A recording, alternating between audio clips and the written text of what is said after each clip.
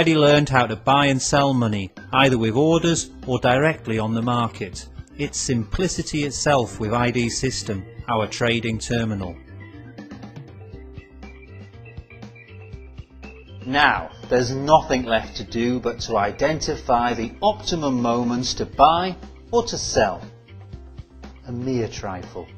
This trifle has tantalised traders over the centuries, and a whole science has developed called technical analysis.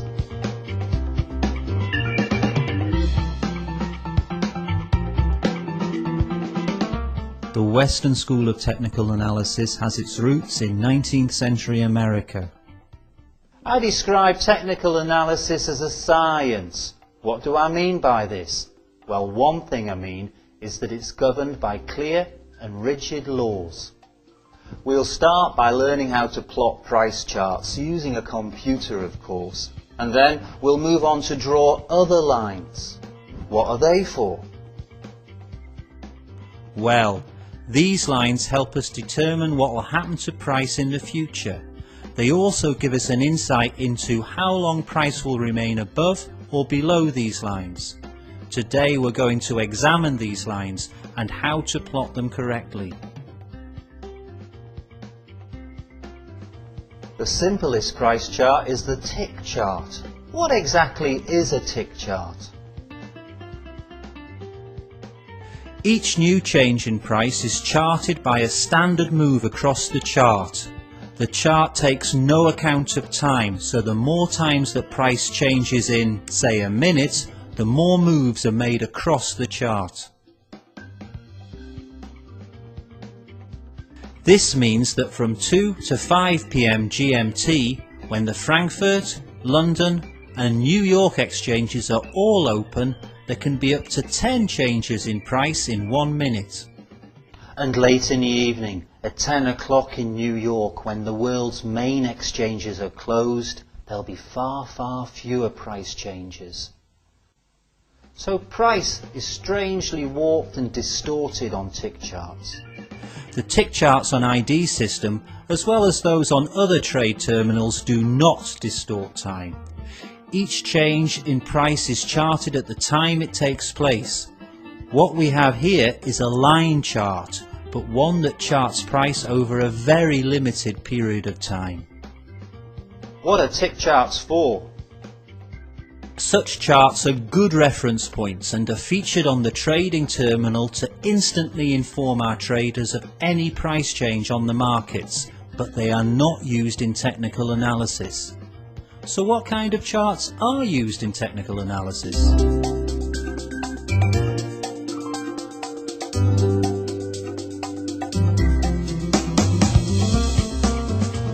If you look it up in the dictionary, the word bar is a thin piece of metal, and we build our charts with bars. We'll show you how to plot a price chart now. You already know that Forex is a round-the-clock market, not forgetting the days off. And we've already mentioned that the trading day by international consensus comes to an end at 21:30 GMT. In reality, however, professional traders view the trading session as finishing at 2100. Why's this? Bear with us and you'll see for yourself. With a bar chart, all the information about exchange price for any one day is shown on a vertical line. Let's look at the monitor, a heartbeat after the chiming of Big Ben, marking the beginning of the day, and we'll see the first key price that's recorded on our bar. This is the open price, and it's marked as a little nodule on the left of our unformed bar. Punctually at the end of the day, an instant before the clock strikes, we look at the monitor again and we see a second currency price. This price is the close price and is marked as a second nodule on the right of the bar. The ceiling that price reached this day is known as the high price and is the third key price. There are no highs without lows, of course, and the price floor or low price on the day is also recorded. We join the high and the low points with a vertical line, and there you have it, the bar. a pretty widespread charting method.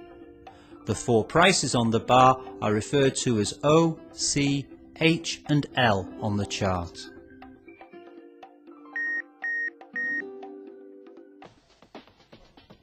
And day after day, or hour after hour, bar after bar is laid out, marking time with a standard step to the right, creating a reliable price chart. They've been monitoring and studying exchange price behaviour on the Japanese archipelago for centuries. Rice prices have been recorded since as far back as the Middle Ages. If we want to draw a bar like the Japanese, we make the distance between close and open into a white rectangle, and the high and low prices are joined to it with vertical lines. This new figure is called the Japanese candlestick, known to some traders as the candle. The rectangle is called the body, and the vertical lines are the shadows. The candlestick body can change colour. If close is higher than open, as in our case, the body is white and it's rising. If close is lower than open, the candlestick body is black and it's falling.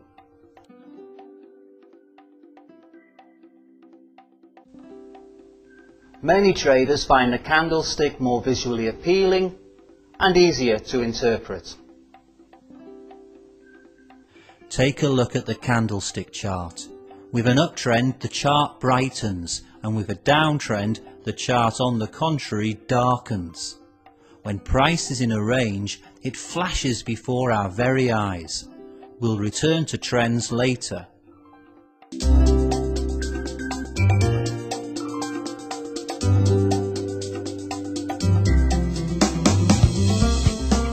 History has provided us with a fascinating case study. 2 independent groups of traders analysed the same phenomenon over a long period of time. They did not exchange any information, and yet they came to the same conclusions. In Japan, where the candlestick was invented, a strict isolationist policy was in force until 1862, and this is why Japanese traders could know nothing about the American bar.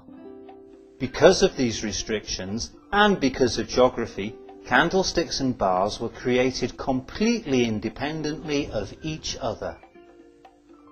Although they were developed at different ends of the world, both bars and candlesticks use the same 4 main prices in their construction: open, close, high and low. This supports the thesis that exchange price behaviour is objective in character and submits to rigid laws. Technical analysis is involved in the study and application of these laws.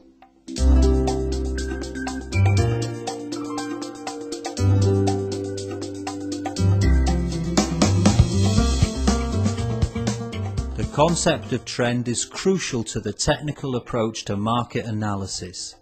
Every tool that the trader uses, whether it's support and resistance levels, chart patterns, moving averages, trend lines, whatever, are applied in order to achieve one super task.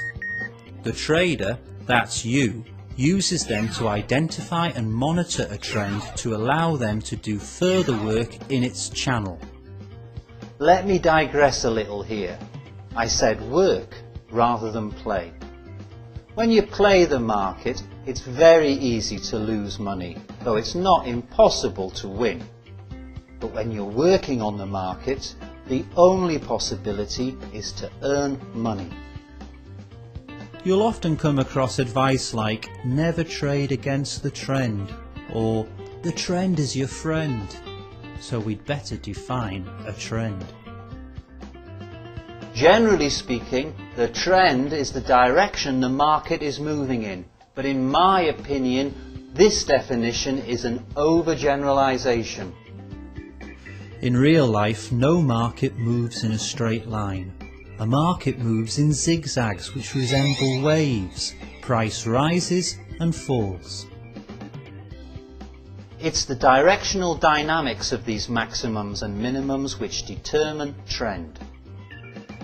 The dynamics of these peaks and troughs, whether they're ascending, descending or horizontal, tells us about the character of the trend. If each subsequent peak and trough is above the previous one, we have ourselves an uptrend. It follows that if each subsequent peak and trough is lower than the preceding one, we've got a downtrend on our hands.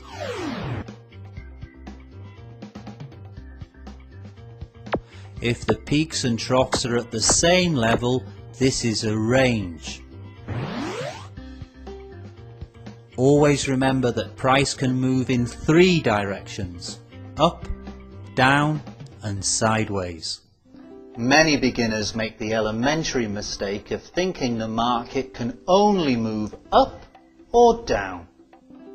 And it might surprise them to learn that, even according to the most conservative estimates, for about 1/3 of all trading time, price is neither rising nor falling generally. This kind of price movement is known as a trading range. This sideways movement, caused by similar up and down fluctuations, reflects a period when price is in balance, when the parity between supply and demand for a given good is practically constant. Charles Dow, one of the earliest pioneers of technical analysis, called this movement a line. Trading on the exchange is a piece of cake. Any trader has just 3 options: to buy, to take a long position; to sell, to take a short position; or, in general, to do nothing, to wait, to sit on the fence. If the market is trending up, it's time to buy. If it's down, sell. But if the market is flat, the best course usually is to do nothing. But how can we learn when to do what? The answer's simple. Get into technical analysis. The majority of its laws and findings are the result of the blood, sweat and tears of numerous traders. These lessons were learnt the hard way. And remember, the wise man learns from the mistakes of others. The fool learns from his own, if he learns at all. And that's straight from the horse's mouth. As well as being able to move in 3 directions, the trend can be one of 3 degrees. These are the primary or major trend, the secondary or intermediate trend, and the minor trend. These terms relate to the temporal nature of the trend and were introduced by Charles Dow. He defined the major trend as existing on the market for more than a year. These long-term price movements are shaped by fundamental factors. Let's take oil as an example. Consumption is growing each year. Reserves are limited. The situation in the Middle East as the main oil supplier continues to grow more unstable, and alternative sources of energy are still inadequately developed. The result of all this is that the price of oil has grown steadily over the last few years, and we can see this on the line chart. Dow defined the intermediate trend as lasting from 3 weeks to 3 months.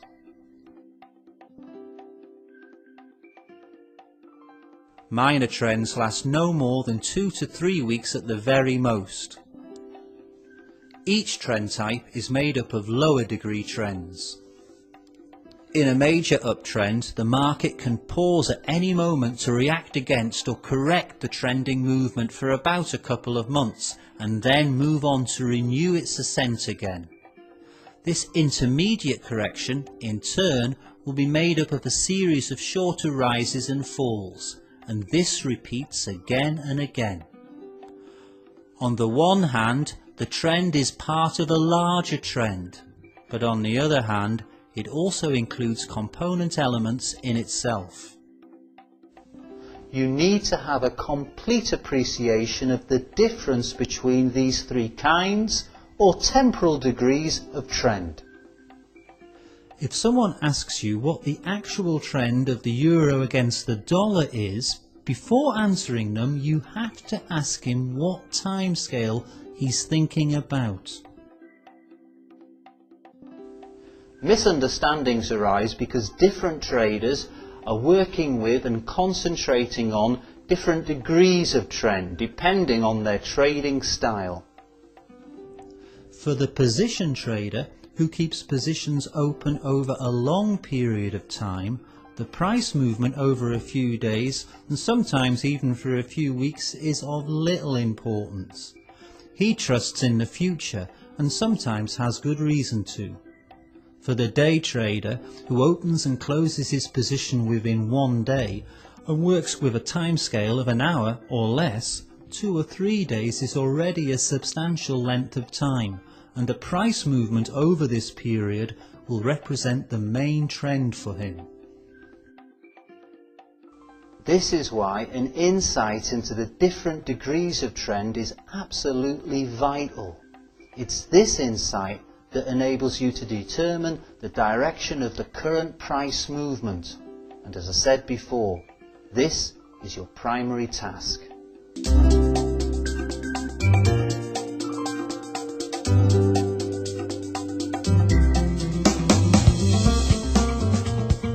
We've spent rather a lot of time discussing the theory of trend in general and the direction of trend in particular. I'm sure that many of you are thinking that it would be very useful if the representation of the current situation could include a backlog of past information. Let me tell you, you're not the first to reflect on this. Bars and Japanese candlesticks are not the only types of charts available to the trader. No less than 130 years ago, Japanese traders developed the sublimely simple Renko chart type. Renko filters out the noise and chaos of the marketplace, leaving a clear chart of significant market movements. This particular chart type is available, amongst others, with a few clicks of the mouse on our charting software Rumus. You'll find full information on Renko in another film. In the meantime, after noting this new spoke in a wheel of technical analysis, we'll move on.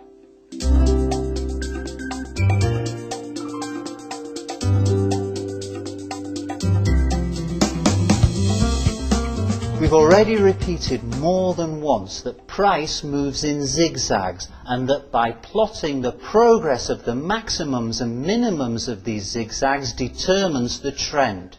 It's now time to start naming these peaks and troughs that help us map the trend. A horizontal line drawn through the last price trough, the last local minimum, is known as a support level. Support is a level or area on the chart below the market where price has fallen to a level where enthusiasm for buying has become strong enough to counterbalance selling pressure. In a second scenario, a horizontal line drawn through the last price peak is known as the resistance level.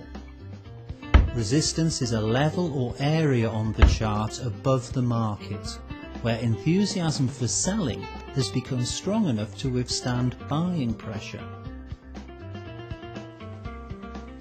The history of these terms is fascinating.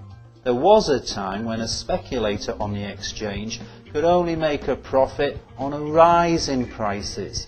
His only option was to buy at a low price and sell at a higher price. And it came to pass that the level which bolsters price, which prevents it from falling further, was given the name support, and the level which impedes price and prevents it from rising higher became known as resistance. Nowadays, my friend, it's all a matter of perspective. For a long time we've been able to make money on a fall in the price of exchange commodities, but the names have remained unchanged. There are, of course, periods of time when price neither rises above the resistance level nor falls below the support level. We say here that price is in a trading range, that the market is flat. It is this circumstance precisely that foremost technical analysts John Murphy and Jack Schwager advise doing nothing. But what should we do if this trading range lasts a few years or even a decade? Maybe you think that this never happens. Then you're mistaken. Let me assure you that it certainly does. The British pound was in a range between 1.4 and 1.72 for 11 years. Once, in 1998, there was an unsuccessful attempt to make a breakout on the resistance level. And once, in 2001, there was an unsuccessful attempt to break out through support. Ignoring short-term resistance and support level breakouts, the range width was 3,200 points. It may seem a lot, but believe me, this is treading water for such a serious currency over such a long period of time. if we'd had prior knowledge of this range, we could have become millionaires a few times over.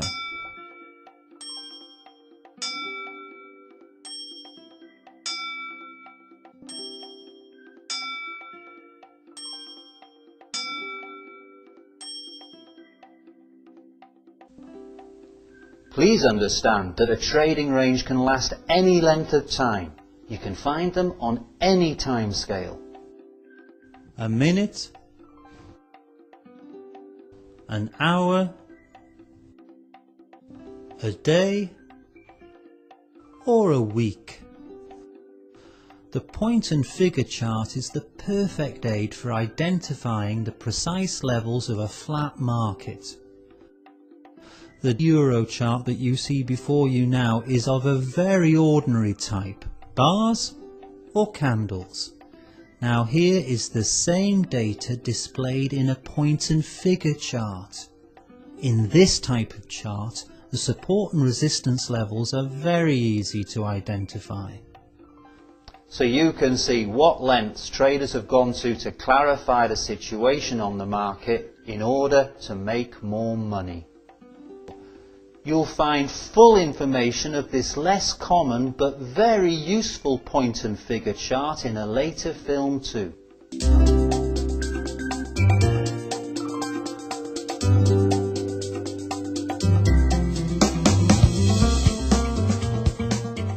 But what forces form these support and resistance levels?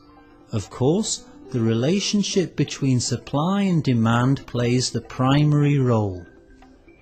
But in exchange trading, the psychological state of the participants in the buying and selling process, and here I mean you, the traders, play a significant part too.